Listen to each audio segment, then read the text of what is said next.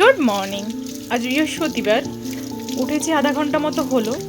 প্রথমে মামামে খাবারটা বসিয়ে নিই, তারপর আমি ব্রাশ করে একটু ফ্রেশ হয়ে নিচ্ছি।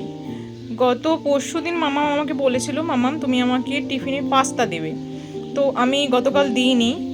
আর সেই জন্য আমাকে সন্ধেবেলায় এসে বলেছে, মাম্মাম তুমি কিন্তু আমায় পাস্তা দাওনি, আগামীকাল অবশ্যই পাস্তা দেবে। তো এবং প্রমিস করিয়ে নিয়েছে।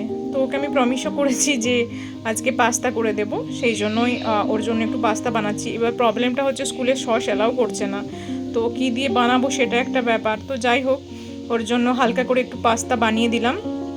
ও আজকে মোটামুটি ভীষণ খুশি হবে। আর এদিকে মামামের যে ডালিয়াটা বসিয়েছিলাম ওটাও রেডি হয়ে গেছে। এটা একটু ঘি দিয়ে আপাতত এখন রেখে দেবো, এখন তো মামামের উঠতে অনেক দেরি। তারপর আমি এক গ্লাস নিজের জন্য গরম জল করে নিলাম, এই গরম জলটা এখন বসে খাবো। গুড মর্নিং, কেমন আছে সবাই? প্রথমে এক গ্লাস গরম জল খাবো, তারপরে যুদ্ধে নামবো। যুদ্ধে অ্যাকচুয়ালি অনেকটাই হয়ে গেছে, সেটা ব্যাপার না। মামামের যেটা কাজ সেটা হয়ে গেছে। আর এখন এক গ্লাস গরম জল খাবো, দেন ওয়াকিংয়ে যাবো। অনেক দিন পর ওয়াকিংয়ে যাবো। ওয়াকিংটা মেন উদ্দেশ্য না, উদ্দেশ্য আমার সুইটি অনেকদিন দেখা হচ্ছে না।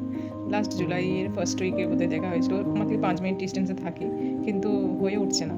ওর মতো ব্যস্ত, আমিও আমার মতো ব্যস্ত। ওর মেয়ের স্কুল আলাদা, আমার মেয়ের স্কুল আলাদা, সেই জন্য আর হয়ে উঠছে না। সাডেনলি প্ল্যান চেঞ্জ, ওয়াকিংয়ে যাওয়া হচ্ছে না।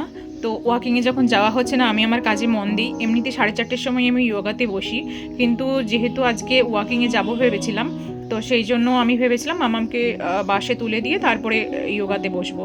কিন্তু এখন আমার হাতে একটু টাইম আছে, তো সেই জন্য আমি এখন যোগাটা সেরে নিচ্ছি, তারপর মামামকে তুলবো।